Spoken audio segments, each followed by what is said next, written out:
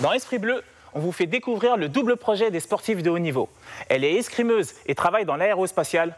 Tout de suite, sur la route d'Astrid Guyard. Elle est la preuve qu'il est possible de mener de front une carrière sportive et professionnelle. Ingénieure dans l'aérospatiale chez Airbus, c'est aussi une des meilleures florettistes au monde. À 32 ans, Astrid Guyard est une athlète hors norme en perpétuelle recherche de l'excellence. Depuis que je suis toute petite, j'ai toujours été fascinée par le spatial. J'avais un plaisir fou à faire de l'escrime. Quand j'aime quelque chose, j'ai tendance à me donner à fond. Donc je me suis donnée à fond dans les deux. C'est quelqu'un qui s'interroge énormément sur plein de domaines. Maintenant, il y a des fois où elle se pose peut-être un petit peu trop de questions. Il faudrait qu'elle se centre un petit peu plus sur des choses beaucoup plus simples.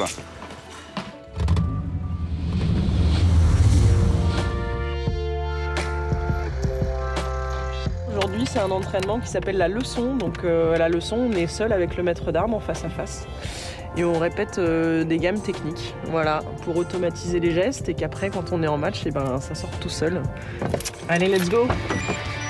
2 fois par semaine, Astrid Guyard a rendez-vous à l'INSEP, où elle retrouve son maître d'armes en équipe de France pour un entraînement individuel personnalisé. Super. Pendant près d'1 heure, la florettiste répète ses gammes face à son entraîneur, un travail technico-tactique en conditions de combat. C'est le genre d'exercice qu'Astrid aime bien parce que ça lui donne vraiment des points de repère très précis sur ce qu'elle a à faire. C'est le meilleur moyen pour mettre en place des situations qu'elle a déjà connues ou qu'elle va peut-être rencontrer face à des filles qui sont répertoriées parmi les meilleures mondiales. J'aime tout de suite trouver comment je vais pouvoir transférer cette action tactiquement, sur quel adversaire, dans quelle situation. C'est aussi ce qui me plaît dans mon sport, hein. Se dire qu'en fonction des adversaires, tu vas devoir modifier ton jeu, tes actions, t'adapter en fait en permanence.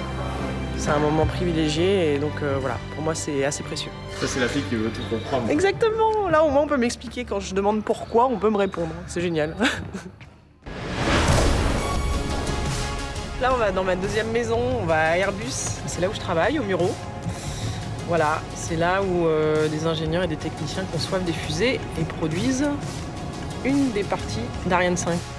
Diplômée de l'école polytechnique, depuis 2007, l'escrimeuse est ingénieure aérospatiale chez Airbus. Un parcours atypique, loin d'être évident pour une sportive de haut niveau. Ça n'a pas toujours été facile. Je me souviens de périodes où j'étais extrêmement fatiguée, où j'ai douté du parcours que j'étais en train de faire. Après, je pense que j'étais bien entourée et j'ai répondu à mes questions en me disant qu'il fallait que je continue, que j'étais sur la bonne voie parce que j'avais mes 2 passions. Je pense que son comportement, sa mentalité de sportive, et c'est quelque chose qui bénéficie à tout le monde. Et ça lui donne vraiment un petit quelque chose en plus. Depuis son entrée chez Airbus, la florettiste a réussi, malgré son double projet, à évoluer au sein de l'entreprise. Aujourd'hui, elle travaille sur l'assemblage du premier étage des fusées de l'Agence spatiale européenne. Je suis fascinée par l'espace, par la conquête spatiale, par l'astrophysique, par les théories du Big Bang. Et voilà, quoi de mieux que le métier d'ingénieur pour construire les véhicules spatiaux, pour emmener ensuite les astronautes sur Mars, sur la Lune ou des sondes aux confins de l'univers. En plus d'un emploi, ici la championne bénéficie d'un véritable soutien. À 1 an des Jeux de Rio, l'entreprise a accepté qu'elle se consacre presque à 100% à sa quête olympique. Mes adversaires internationaux, elles sont professionnelles. Donc si à un moment donné, moi, je ne me donne pas les moyens, ça va être compliqué de pouvoir jouer au même jeu qu'elles. Donc voilà, donc avec ce détachement quasiment à temps plein avec Airbus, c'est vrai que on m'a donné le ticket pour jouer ma sélection olympique. Escrimeuse, ingénieure, Astrid Guyard est également investie dans le mouvement sportif. Ce jour-là, au Sénat, elle doit défendre le rapport Caraquillo sur le statut des sportifs de haut niveau. L'idée, c'est que ça ne reste pas un rapport. Il y a eu 41 propositions qui ont été faites.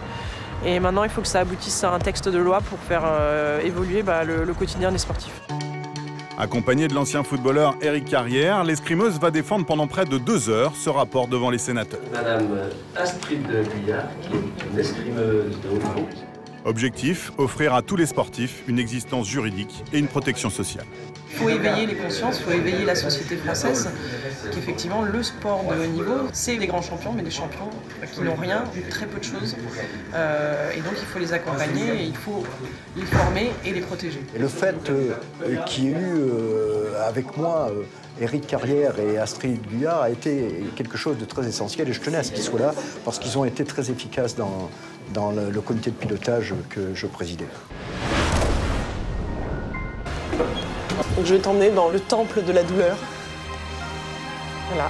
Retour à l'entraînement à l'INSEP. Direction la salle de musculation. Au programme ce matin, séance de renforcement musculaire. Squat léger, 4 x 8. Ouais. 1. Ouais, vas-y. 2. Déçu par sa 10e place aux Jeux de Londres, comme à son habitude, l'ingénieur s'est très vite remis en question. Un temps relégué au second plan, l'entraînement physique fait désormais partie intégrante de sa préparation. En 2012, on s'est vraiment aperçu que la dimension physique en escrime devenait de plus en plus prépondérante et ça a vraiment une plus-value énorme sur la piste, sur nos appuis, sur notre explosivité. Ouh. Allez. Non, j'ai mérité de bien manger. Bah, à tout à l'heure du coup. Ouais, ça marche. Après le déjeuner, retour à l'entraînement pour la 2e séance de la journée. Après plus d'1 mois d'arrêt à cause d'une blessure aux ischio-jambiers, Astrid Guyard est de retour sur les pistes. Ça va quand tu tiens? Ouais, ça va, ouais. Pas de... Non, ce matin, la muscu un peu, mais l'assaut, pas de douleur. là, ça va à peu près, ouais. 2 fois par semaine, les assauts se déroulent face aux florettistes garçons, l'occasion de monter son niveau d'exigence. C'est hyper physique, quoi. On peut réussir à les tenir pendant un bout de temps de match, en profitant de leurs erreurs, hein, principalement. Et après, physiquement, ça commence à être compliqué. Merci, bébé. Mais justement, pour la concentration, il n'y a rien de mieux, quoi, en fait. Travailler dans la fatigue comme ça. Après, ça fait qu'à 14 partout, face aux Russes ou aux Italiennes, mentalement, t'es encore là, quoi. Que ce soit dans sa vie professionnelle ou dans son sport, la doyenne de l'équipe de France de fleuret est toujours à la recherche de la performance. C'est quelqu'un qui réfléchit beaucoup, donc c'est hyper positif pour discuter, mais des fois c'est quelqu'un qui se pose beaucoup trop de questions et qu'il va falloir aussi rassurer à certains moments, mais c'est toujours dans le positif. Avant de penser à sa reconversion, Astrid Guyard aborde une saison cruciale avec en vue une qualification olympique, une saison entamée sous les meilleurs auspices en début d'année par une victoire en Coupe du Monde. Elle a montré sur 1 ou 2 compétitions qu'elle était capable d'aller très très haut. Il lui manquait un petit peu de régularité. L'objectif va être de pouvoir enchaîner plusieurs bons résultats à la suite. Une Olympiade, c'est long, c'est 4 ans et c'est pas pour rien, c'est parce qu'il faut se préparer, il faut s'organiser pour pouvoir être prêt. Après, j'ai envie de surmonter aussi l'enjeu que ça peut représenter. Et je pense qu'en prenant du plaisir, c'est aussi comme ça que je serai performante et que je pourrai aller aux Jeux.